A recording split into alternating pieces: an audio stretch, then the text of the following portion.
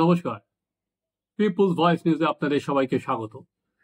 3 October 2008 পশ্চিমবঙ্গের ইতিহাসে শিল্পে মানচিত্রে কি অন্যতম কালো দিন। কারণ ওই দিন রতন টাটা ঘোষণা করেছিলেন সিঙ্গুর থেকে ন্যানো গাড়ির কারখানা সরিয়ে নিয়ে যাওয়া হচ্ছে। তারপর 2008 থেকে 2025 এখনো পর্যন্ত কিন্তু কোনো বড় শিল্পে বিনিয়োগ পশ্চিমবঙ্গে দেখা যায়নি।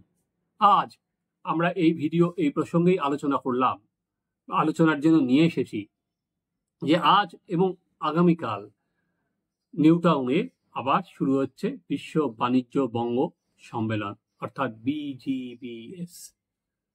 দুদিন ধরে এই সম্মেলন চলবে। এখনো পর্যন্ত এটা হচ্ছে 8ম বঙ্গ বাণিজ্য সম্মেলন।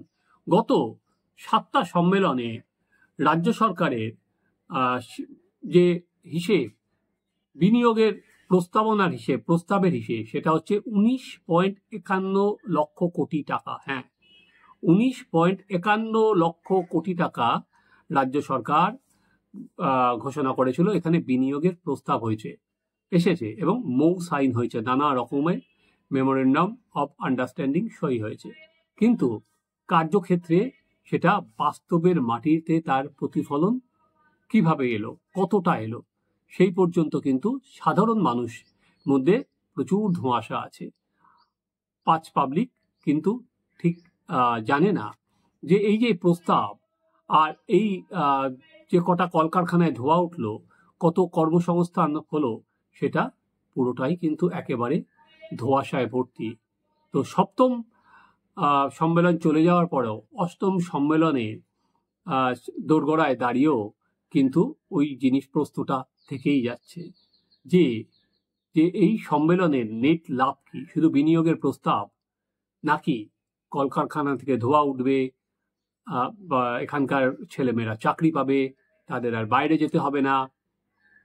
চলুন এবার আমরা একটু এই যে বারবার করে যে শিল্পের কথাগুলো বলা হচ্ছে সেই নিয়ে আমরা দেখি ঠিক কোন কোন জায়গায়, যে আমি বললাম যে 2008 সালের 3 অক্টোবর কি কালো দিন, সেই কালো দিনটা কাটানোর জন্য এই সরকার কতটা প্রয়াস করেছে।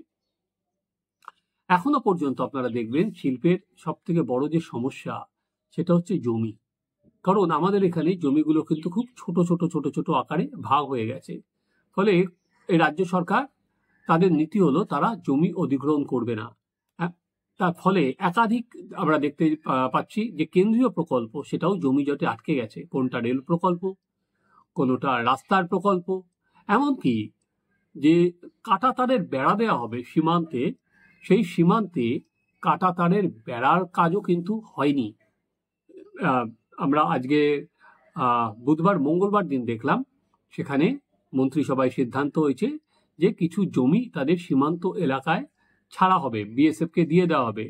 জাতীয় নিরাপত্তার সঙ্গে সম্পর্কিত একটা বিষয়, তা সত্ত্বেও কিন্তু রাজ্য সরকার তাদের জমি নীতির কারণে 1 ছটাক জমিও এতদিন পর্যন্ত ছাড়েনি। তো যে কোনো শিল্প যদি বড় শিল্প হতে হয়, যে সেখানে তো শিল্পপতিরা গিয়ে জমি কিনবেন না, সেখানে রাজ্যকেই জমি অধিগ্রহণ করে দিতে হবে। কিন্তু রাজ্য কিন্তু সেখানে 1 পাও বাড়াতে প্রস্তুত নন। তাহলে প্রতিবার আমরা দেখি যে প্রচুর ঘোষণা হয়, প্রচুর বড় বড় শিল্পের ঘোষণা হয়।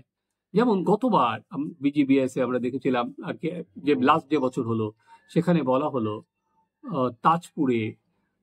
তাজপুর পোর্ট হবে এবং দেউচা পাচামি নিয়ে ঘোষণা করা হয়েছিল। এবার দেখার যে এবারের শিল্প সম্মেলনে দেখলাম আদানি আসছেন না। গৌতম আদানি এসে বলে গেছিলেন 10,000 কোটি টাকার প্রকল্প হবে, তাজপুর বন্দর হবে।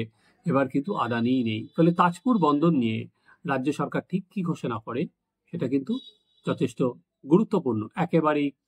তাছাড়াও দেউচা পাচামি নিয়ে এবার দেখুন, যেটা AI নিয়ে বলা হবে, সেমিকন্ডাক্টর চিপস নিয়ে বলা হবে। অলরেডি আমরা দেখেছিলাম নরেন্দ্র মোদী বিদেশে গিয়ে বলেছিল যে পশ্চিমবঙ্গে সেমিকন্ডাক্টর চিপসের কারখানা হবে। ফলে সেটা পরবর্তীকালে মমতা বন্দ্যোপাধ্যায় বললেন এখানে কেন্দ্রের কোনো বিষয় নেই, রাজ্য এগোচ্ছে, সে এগোক। কেন্দ্রকে যদি আর কি ধন্যবাদ না দিয়ে রাজ্য যদি নিজের মতো করেই করতে পারে, পশ্চিমবঙ্গের ছেলে মেয়েদের যদি কর্মসংস্থান হয়, তাহলে কিছু বলার নেই। কিন্তু প্রশ্নটা সেটাই, প্রশ্নটা ঠিক কর্মসংস্থান কত হবে। এই যে গত 7 বছর ধরে যে বিজিবিএস হলো, সেখানে আমি যে বললাম পুরোটাই ধোঁয়াশা।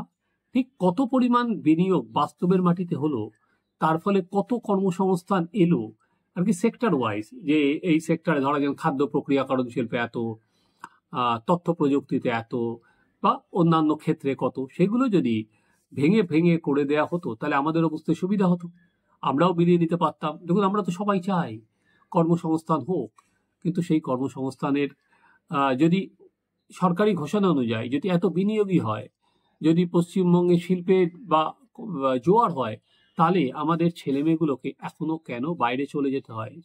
এমনও গ্রামকে গ্রাম খালি হয়ে যাচ্ছে, যেখানে তারা অন্য রাজ্যে জন মজুর খাটতে চলে যাচ্ছে। কেন হচ্ছে? তার মানে এই বিনিয়োগের ঘোষণা আর বাস্তবের মাটিতে তার রূপায়ণ, কোথাও এর মধ্যে একটা আসমান এবং জমিন ফারাক থেকে যাচ্ছে। সেটা অনেকদিন আগের কথা। জ্যোতি বসু তখন মুখ্যমন্ত্রী, তখন শিল্প উন্নয়ন নিগমের চেয়ারম্যান ছিলেন সোমনাথ চট্টোপাধ্যায়। সোমনাথ বাবু শিল্প আনার জন্য দিল্লি, বিদেশ নানা জায়গায় যেতেন এবং উনিও নানা রকমেই মৌ সাইন করতেন। তো ফলে সংবাদ মাধ্যম ওনার নামই দিয়ে দিয়েছিল হচ্ছে মৌ দাদা, কারণ উনি ঘুরে ঘুরে মৌ সাইন করতেন। কিন্তু ওই যে সিপিএম এর আমলে যেটা জঙ্গি আন্দোলন, কারখানা বন্ধ করে দেওয়া, কারখানার গেটে লাল পতাকা পুঁতে দেওয়া, ফলে শিল্প কিন্তু জ্যোতিবাবুর আমলে আসেনি। ম্যাকেন্সিকে দিয়ে একটা সার্ভেও করা হয়েছিল, কিন্তু সেটাও চলে গেছে বীজ বাও জলে। এরপর এলো বুদ্ধদেব বাবু।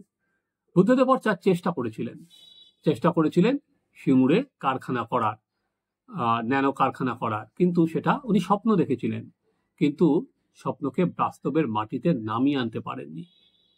বুদ্ধবাবু ব্যর্থ হয়েছেন, প্রশাসক হিসেবে ব্যর্থ হয়েছেন। এবং 2008 সালে ওই যে বারবার বললাম 3 অক্টোবর, সেই যে বলা যেতে পারে শনির দশা শিল্পক্ষেত্রে শুরু হলো, সেটা কি আমরা আজ পর্যন্ত কাটাতে পেরেছি? যদি তর্কের খাতিরে হয়তো বলবেন না, কোনো ব্যাপার নেই, হাজারে হাজারে বিনিয়োগ এসছে, প্রচুর কর্মসংস্থান হয়েছে, পশ্চিমবঙ্গ দেখো জিডিপিতে এগিয়ে গেছে, পশ্চিমবঙ্গের গ্রোথ বাড়ছে, কিন্তু তারপরেও পশ্চিমবঙ্গের উপর প্রায় 7 লক্ষ কোটি টাকার ঋণ। পশ্চিমবঙ্গ ছেড়ে ছেলেমেয়েরা বাইরে ব্রেন ড্রেন হয়ে যাচ্ছে। পশ্চিমবঙ্গে শুধু তাই নয়, পশ্চিমবঙ্গের পরিযায়ী শ্রমিকের সংখ্যা বাড়ছে। কিন্তু এতটাই যদি আমাদের সব আর কি আলাদিনের আশ্চর্য প্রদীপ হাতে থাকতো, তাহলে ছেলেরা কেন চলে যাচ্ছে? ফলে এই শিল্প সম্মেলনেও বড় বড় শিল্পপতিরা নানা রকম ঘোষণা করবেন, মুখ্যমন্ত্রী পাশে বসে থাকবেন, তারা মুখ্যমন্ত্রীকে নানা রকম বলবেন যে আমরা এই করব, আমরা সেই করব, কিন্তু তারপর সেটা কি বাস্তবে তার প্রতিফলন আমরা দেখব? ধরুন, রাজ্যের যে সমস্ত শিল্পপতি, তারা তো থাকবেই, কারণ তাদের অস্তিত্বের সংকট না থাকলে তাদের থাকতেই হবে। কিন্তু বাইরে যারা শিল্পপতি, সেটা দেখলাম সজ্জন জিন্দাল, মুকেশ আম্বানির নাম আছে। সজ্জন জিন্দাল তো শালবনীতে বিশাল কারখানা করবেন বলেছিলেন যে বুদ্ধবাবুর আমলে, সেই কারখানার পরিমাণ ছোট হতে হতে একটা সিমেন্টের কারখানা উনি করে ফেলেছেন, যেখানে শালবনী থেকে সজ্জন জিন্দালদের কারখানা উদ্বোধন করে আসার পরে ওই ব্লাস্ট হয়েছিল বুদ্ধবাবুর গাড়িতে। এবং মুকেশ আম্বানি এখনো পর্যন্ত যেগুলো করছেন সবই রিটেল চেন। উনি বড় শিল্প অ্যাটল করেন না কি ঘোষণা করেন, সেটাও আমাদের নজরে থাকবে। আর এক গাদা বিদেশি দেশ, সেই বলা হচ্ছে যে প্রচুর বিদেশি, 40টা দেশের 200 জন প্রতিনিধি আসবেন, 5000 লোক অংশ নেবেন। আমি জানি না বিদেশের এই প্রতিনিধিরা আসার পর যদি তারা তাদের দেশ থেকে বিনিয়োগ নিয়ে আসতে পারেন, খুব ভালো কথা। কারণ অনেকদিন আগে মুখ্যমন্ত্রী যখন ইতালিতে গিয়েছিলেন বিনিয়োগ আসবে বলে, এবং সেখান থেকে ঘোষণা করেছিলেন, আমরা নতুন শিল্পপতিকে খুঁজে পেলাম সৌরভ গাঙ্গুলির মধ্যে, এবং তিনি বলেছিলেন যে এখানে কারখানা করবেন, সেই কারখানাও কিন্তু এখনো দেখা যায়নি। সেই গড়বেতায় প্রয়াগের জমিতে, যেটা ফিল্ম সিটি হবে, সেখানে রাজ্য সরকার তাকে 1 টাকায় জমি দিয়ে দিয়েছিল, কিন্তু সেটাও আদালত বাতিল করে দিয়েছে এবং বলেছে অপশন করে কিনতে। তারপর সৌরভের কিন্তু স্পিকটি নট। তাহলে সৌরভ গাঙ্গুলি কি করবেন? অন্য আর কি শিল্পপতি সৌরভকে কি আমরা এবার দেখতে পাবো? এখনো পর্যন্ত কিন্তু জানি না। আলটিমেট এই দুদিনের শেষে 19.51 লক্ষ কোটি টাকার ওপর হয়তো আরো 2, 3 বা 4 লক্ষ টাকার প্রস্তাব জমা পড়বে, কিন্তু তাতে খাতায় কলমে বাংলার ছেলেদের কতটা লাভ হবে, কতটা কর্মে বিনিয়োগ হবে, কটা কারখানায় থেকে ধোঁয়া উঠবে, সেদিকে কিন্তু আমাদের নজর থাকবে। আর একটা দাবি থাকবে, সেটা হচ্ছে এখনো পর্যন্ত এই যে 8টা বিজিবিএস করতে ঠিক কত খরচা হলো, সেটা সরকার একটা হিসেব প্রকাশ করুক, তাহলে আমরাও জানতে পারি, কারণ এটা তো সবার ট্যাক্সের টাকায় হচ্ছে। এছাড়া একটা যদি শ্বেতপত্র প্রকাশ করে ঠিক কত বিনিয়োগ এসছে, বিনিয়োগের প্রস্তাব এসছে, কত বিনিয়োগ বাস্তবের মাটিতে রূপ পেয়েছে এবং তার ফলে কত কর্মসংস্থান হয়েছে, তাহলে দুধ কা দুধ পানি কা পানি হয়ে যাবে, বিরোধীদেরও সব অভিযোগ ভোতা করে দেওয়া যাবে। সেটা কি করবে? না হলে আবারও কিন্তু বলা যেতে পারে দিনের শেষে সেই প্রশ্ন কিন্তু থেকেই যাবে যে এই যে লক্ষ লক্ষ কোটি কোটি টাকার প্রস্তাব, সেই বিনিয়োগটা কোথায় হচ্ছে, আকাশে না পাতালে? আপনারা দেখতে থাকুন আমাদের চ্যানেল সাবস্ক্রাইব করুন, আপনাদের মতামত জানান।